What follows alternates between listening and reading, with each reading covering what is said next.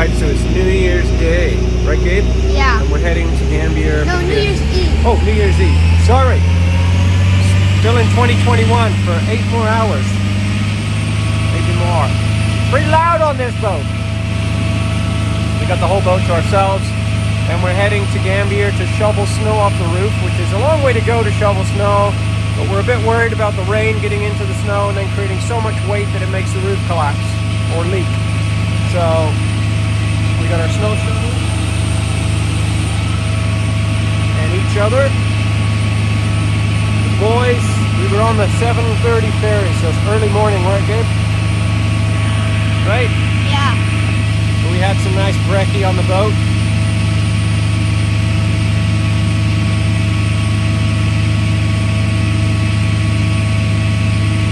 We showed them the water, freezing cold water.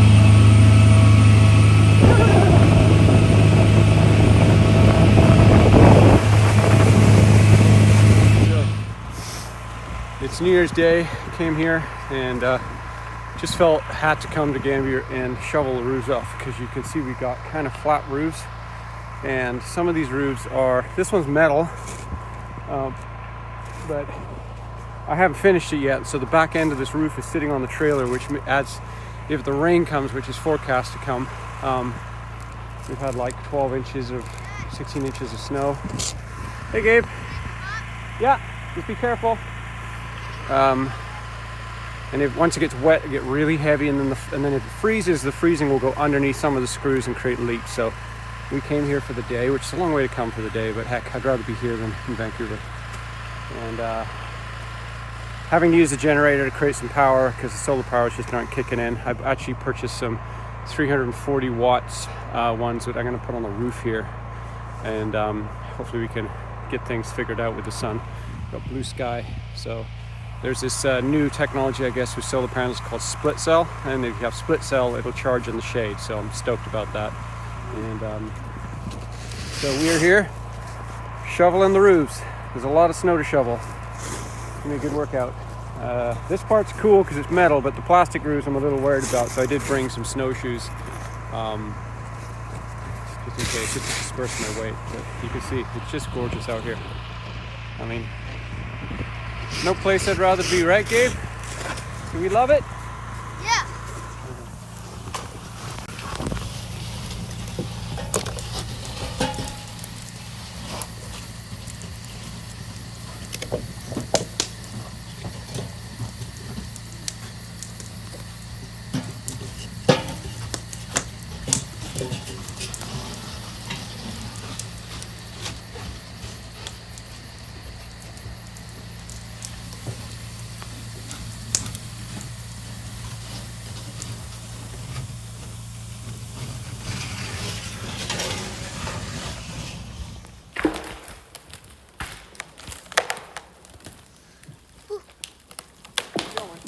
Film it. Yep.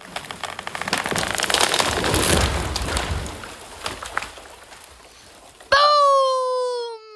Whew. A New Year's Day tree fell. The last one I did was over there somewhere. Yeah, it was barbechared, and that really made me jump. So, yeah, I cut it a new way. So I went on YouTube. Thank God for YouTube. And I learned this new way. By the way, I traded my big saw in, the big one I got from milling, which was 90 cc's, a monster, for this slightly smaller one. This is a tree feller's dream saw, apparently. And a guy on the island bought this and it's still sitting in the box. So I traded it in, bought this one. Way nicer to handle. It's got a light bar in it, which makes a huge difference because the other one was just, it was a workout. So anyway, I went on YouTube and you got these barber chair issues, right? Where you can tell this tree's got a massive bow in it. Like, so it was leaning that way. It was leaning back that way, but the head of it was facing over there. So I knew it was going to fall this way, but it had pressure, which could have allowed it to just split right up the middle. So I went online and actually my hinge cut is a little off here, but I realized one thing. There's this thing called Dutchman, I think it is. So it's really important to get this cut perfect and not to be undercutting your whatever you call this cut. My hinge is a Wedge. little skinny here. Probably should a bit wider, but the theory is that you insert. It's quite hard to do because the saw keeps hopping out, but you insert your bar and you do one slice cut here, right? And then what a lot of people do is just take that slice all the way to the end and you leave a hinge at the back, which is definitely safer than coming in from the back and cutting to your hinge, because you're always held by the back here. But still, this is like a barber chair kind of almost foolproof way, apparently. I'm not a super seasoned tree feller. So I did a slice in here and then I did another slice a step up, which has to overlap, because if it doesn't overlap, then the barber chair could go up. And then you do a third one that comes in and overlaps, and then you start taking that back. And when I got to about here, you can see the hinge just snapped off. But awesome, just like no stress, felt right where I wanted it. I didn't want to film it because last time I don't know, maybe I'm superstitious, but pretty sweet one, right, Gabe? Yeah. And we're happy with the new saw. It's way more manageable. Still a 32-inch bar, so it cuts right through a thick tree. And it's lightweight. Yeah. Part of the reason why we're taking down these maples, and I know, this is cedar, hemlock, but you can see even this maple here, they're really known for having these wild offshoots that then take the water down the middle. So I've cut down a number that you look really healthy on the outside, but in the inside they're completely hollow. So the weight alone of maple is extremely heavy. It's like oak. So if you have one of those branches break off, for one, if it's close to a structure, it's going to just cut it in half like a knife. And if a kid's playing under here and a branch breaks off, they're just unpredictable, very heavy, and they have a limited lifespan. So you can see in the middle where it's teed off, right down the middle there, it's going to be taking water and probably rotting out the middle. So that's why we're felling a lot of these maples. And it's actually letting more light in and probably allow these softwoods to grow bigger. So we've got a lot of beautiful big softwoods, like this one here, this real big beauty behind me here. If you can see it, I don't know where my finger's pointing. It's really nice and exposed now because we felled all the kind of maple around it. So hopefully the wind doesn't take it out, because trees protect trees. But anyway, tree down. And I feel confident again because that was a safe fall. Felt went right where I wanted it, and yeah, it's perfect. Oh, you're cooking now! Woo!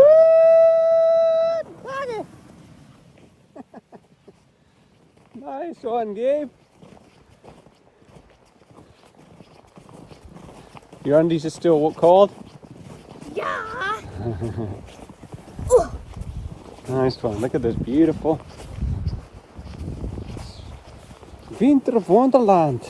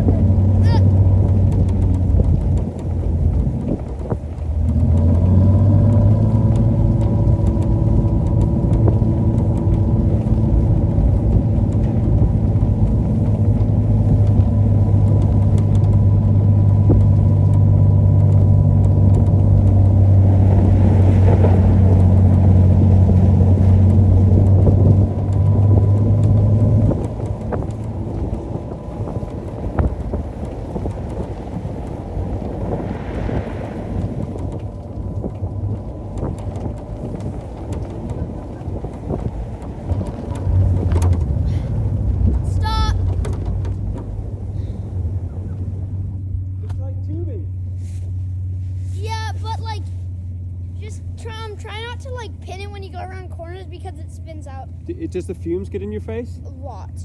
Just when you're on that side? Yeah, so try to keep it on this side. So go slow, and when you hit a corner, just come out and say, are you good? You still want to do it? Yeah. Okay. I was trying to keep you on this side. Okay, thanks.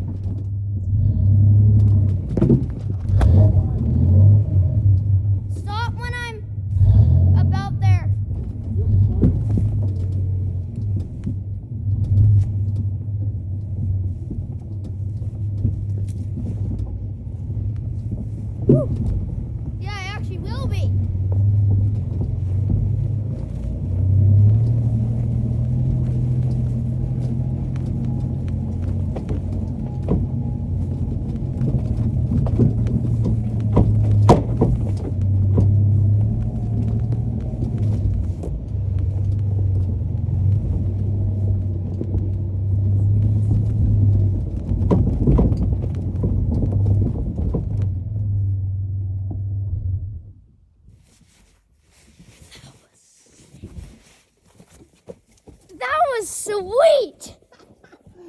Oh man, nice job, buddy. I can't believe we made it up the road. And over the pothole. Yeah. And the camera was filming the whole time. Oh man, that's gonna be such a funny video.